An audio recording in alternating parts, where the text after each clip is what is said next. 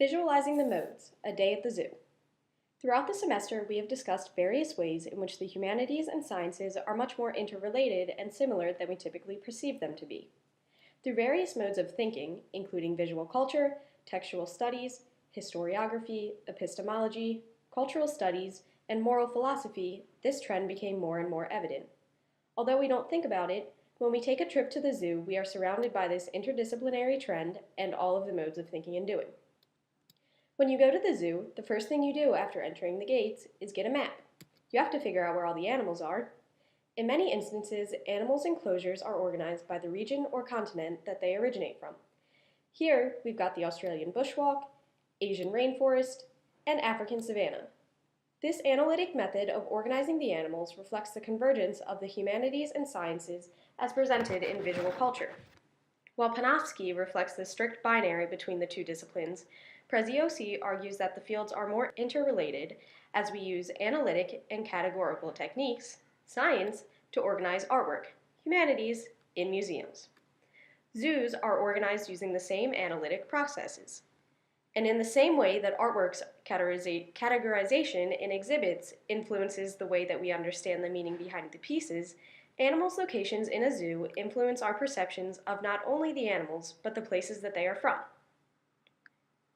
After you get your map, you start making your way through the zoo, and you see lots of signs around. Some make you nervous and feel restricted, some are kind of funny, and some make you curious, and then some make you excited. With textual studies, we learn that language applies equally to the humanities and sciences, even though we typically lot it with the humanities. Structuralism, as presented by Saussure, takes an analytic approach to language, just as science is typically guided by strict rule. Further bridging the gap, we saw Greenberg use structuralist approaches to talk about scientific topics, stressing the importance of language in the field. With the strict pattern of one signifier leading to one particular signified, structuralism forms binaries, just as culture is shaped through binaries. On the other hand, post-structuralists focus on the gray areas of language, placing high value on the importance of interpretation, claiming an endless chain of signifiers can arise from any initial signifier as a result of perception. With a post-structuralist view in mind, then, perhaps this petting zoo sign makes us think of cute animals, triggers excitement, or maybe it makes you feel scared because a rabbit bit you when you were young. An infinite chain of signifiers develops from this one image. When we take a break from walking around, you start thinking about the history of zoos, what they used to be like and what they are like now. In the past, zoos were largely for human entertainment and recreation. The animals' perspectives were left out. There were turtle rides, elephant rides, even roller coasters, which you can see in the back left of this picture. However, now more importance is being placed on helping animals rather than just putting them out for people to look at. Most zoos have conservation efforts because the perspective of animals is being considered, and it is recognized that they need help. This pattern is paralleled in historiography.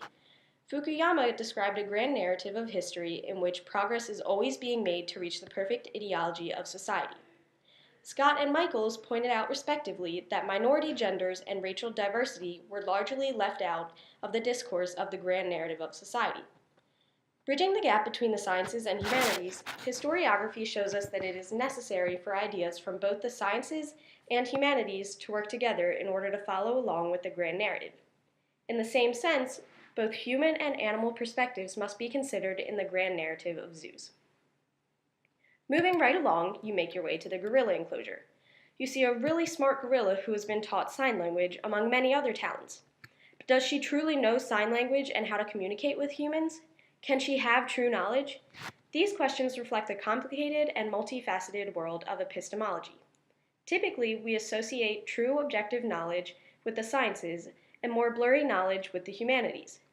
However, as Gould points out with his discussion of evolutionary studies, not all scientists use strict rules and methods to come to knowledge. The sciences are not completely objective, just like the humanities.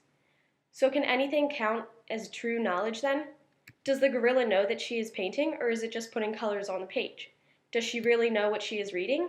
In Haraway's sense, although she was talking about people, everyone can have knowledge, and that knowledge is situated or impacted by our perspectives and experiences. If we apply this mode of thinking to the gorilla, she does know that she is reading, and that knowledge is impacted and different than our knowledge based upon her experiences as a gorilla and in life in general. After that, you swing by the elephant enclosure. You see two elephants playing and wonder what they would say if they could speak. Cultural studies focuses on the standardization of everything in society today and methods to combat this standardization. Ferguson in particular promotes the integration of subdisciplines in order to promote the diversification of perspectives in society. More specifically, object-oriented ontologists argue for the combination of the humanities and sciences to combat standardization by giving non-human things human perspectives.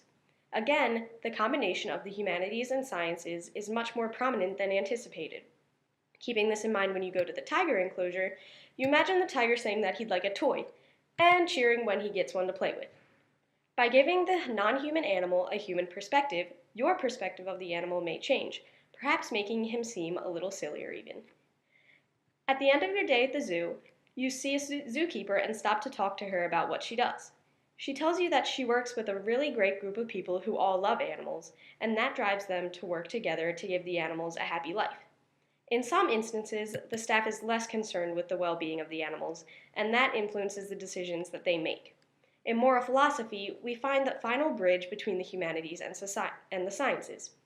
Appiah did this for us by trying and failing to experimentally find a single human moral code. When he failed to do so, he concluded that our morals are shaped by culture and what we see around us. Through his existential argument, Sartre claims that human existence precedes essence. We have the biological base of being human, but culture and our experiences give us our morals. The sciences and humanities work together to shape our moral understanding of the world. The zookeeper tells you that the positive culture and group dynamics of her associates helps them to make moral decisions to give the animals the best care possible. Using all the things around you at the zoo, you manage to draw connections between the humanities and sciences through various modes of thinking, bridging the stereotypic gap between the two fields. Not a bad day at the zoo.